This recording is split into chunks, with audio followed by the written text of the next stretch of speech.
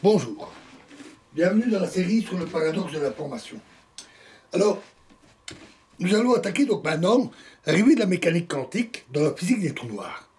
Alors la mécanique quantique est une théorie assez compliquée. Elle est fort peu intuitive, très abstraite, et elle est très différente à tout point de vue, vraiment aussi bien le formalisme que les concepts, etc., très différente de la physique classique, mais aussi de la relativité restreinte ou de la relativité générale.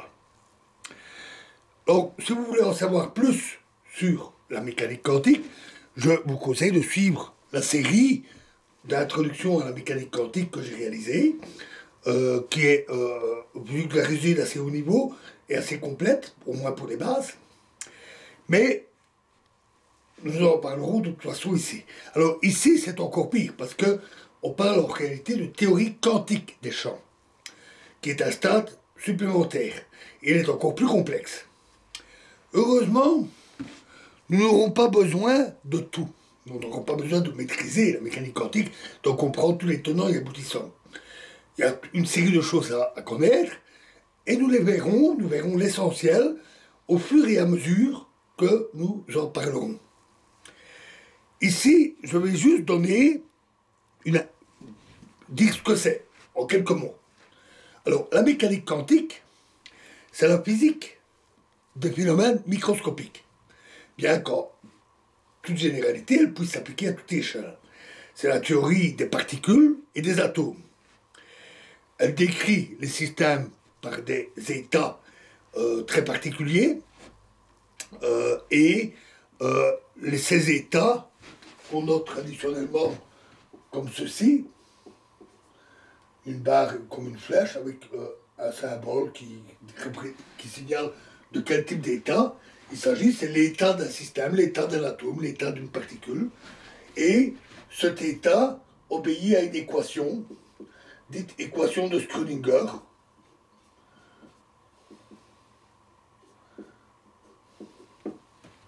que j'écris très symboliquement comme ici, avec un objet mathématique appelé un opérateur qui agit sur l'état.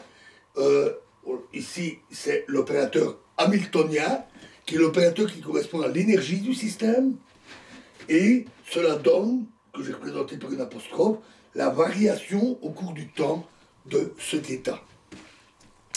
La mécanique quantique est essentiellement probabiliste,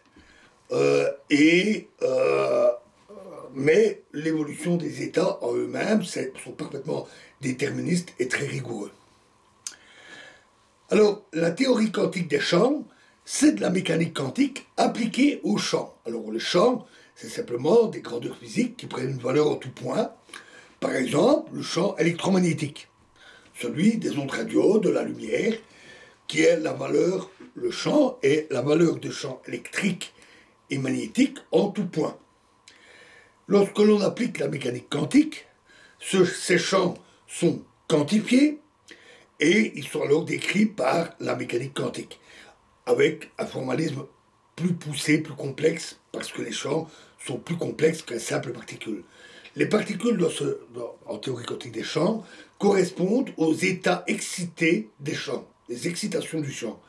Et on peut avoir des créations et annihilations de particules. Donc voilà, juste pour l'intro, on n'a pas besoin d'en savoir plus à ce stade. Alors, Bekenstein fit une découverte remarquable. Non pas sur la mécanique quantique, mais sur les trous noirs. Il constata une analogie assez étonnante. Un trou noir, rien n'en sort. Tout ce qui est avalé, il reste. Et la taille du trou noir, et donc sa surface, ou son rayon, ne peuvent que croître au cours du temps. Donc, si on a un trou noir, le rayon du trou noir, ou bien la surface de l'horizon, qu'on note R, A comme R, ne peuvent que croître au cours du temps. Or, en thermodynamique, donc la physique qui parle de la chaleur, des échanges d'énergie, etc., on a une grandeur qui caractérise les systèmes macroscopiques, les grands systèmes, qui est appelée l'entropie. Et le second principe de la thermodynamique dit que l'entropie ne peut que croître. Remarquant cette analogie, Bekenstein se demanda s'il n'y avait pas un lien. Donc il appliqua la thermodynamique à un trou noir vu comme une machine thermique, donc comme un système physique qui fonctionnerait comme un système thermique. Il peut échanger d'énergie ou plutôt en absorber la matière qui tombe dedans et à une certaine physique qui le décrit. Et en appliquant la théorie de manière tout à fait rigoureuse, Bekenstein montra de manière très précise que l'énergie interne du trou noir, l'énergie interne qui en thermodynamique se note traditionnellement M, est égale à la masse du trou noir, fois c carré. Ce qui est logique. Là, moins c'est logique. Mais il montra aussi que la surface de l'horizon du trou noir est strictement proportionnelle, une relation que je ne détaille pas ici, mais strictement proportionnelle à l'entropie du trou noir. Et enfin, il donna une formule donnant la température du trou noir.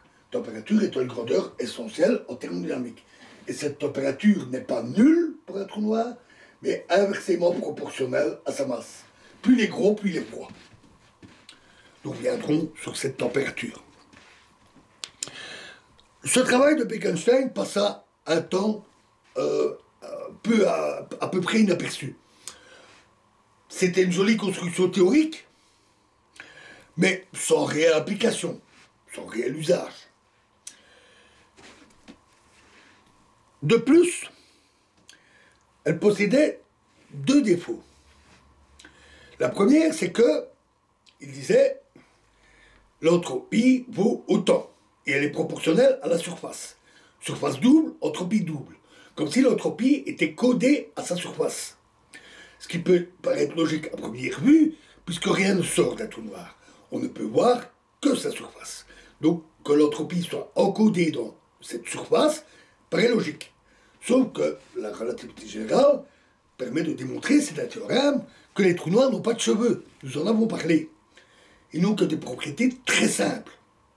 Et donc, or, l'entropie, dans tous les systèmes physiques, décrits par des particules qui sont agitées comme du gaz, l'entropie est le reflet de sa structure microscopique. C'est la structure microscopique du gaz et de l'état de chacune des particules qui permet de déterminer l'entropie globale. Mais quelle est la structure microscopique ici? A priori, il n'y en a pas, puisque les trous noirs n'ont pas de cheveux.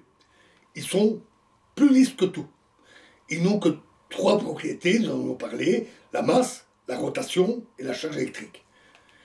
Et c'est pas avec trois propriétés simples et uniques qu'on peut décrire tout un système complexe pouvant donner de l'entropie. Ça, c'était un problème sérieux. Deuxième problème, en thermodynamique, tout corps ayant une température non nulle émet un rayonnement, ce qu'on appelle le rayonnement de corps noir. Ce n'est pas toujours un corps noir. Il correspond à des définitions précises, il y a ce qu'on appelle les corps gris, etc. Un miroir, par exemple, est un très mauvais corps noir. Mais beaucoup de corps sont proches des corps noirs. Mais de toute façon, quel que soit l'objet, quelles que soient ses propriétés plus ou moins de type corps noir, à une certaine température, il émet du rayonnement. Le corps humain émet pas mal d'infrarouge. Il fait 37 degrés, et à cette température, on émet surtout des infrarouges. Le soleil est à 8000 degrés, il émet surtout de la lumière visible. Et des ultraviolets, qui sont heureusement en grande partie filtrés par l'atmosphère. Et ainsi de suite. Donc, les nuages de gaz froid dans la galaxie émettent surtout dans les ondes radio. Mais alors, comment, ça voudrait dire qu'un trou noir devrait rayonner. Mais comment est-ce possible? Rien ne sort d'un trou noir. Donc un trou noir ne peut pas rayonner. Par conséquent, sa température devrait être nulle et pas différente de zéro. Pas de solution à ce stade, mais cela allait bientôt changer. Dans la prochaine vidéo, nous parlerons de la théorie quantique des champs traditionnelle et surtout appliquée dans le cas d'un espace-temps courbe, et notamment au trou noir. Et nous parlerons des résultats découverts par Stephen Hawking. Je vous remercie.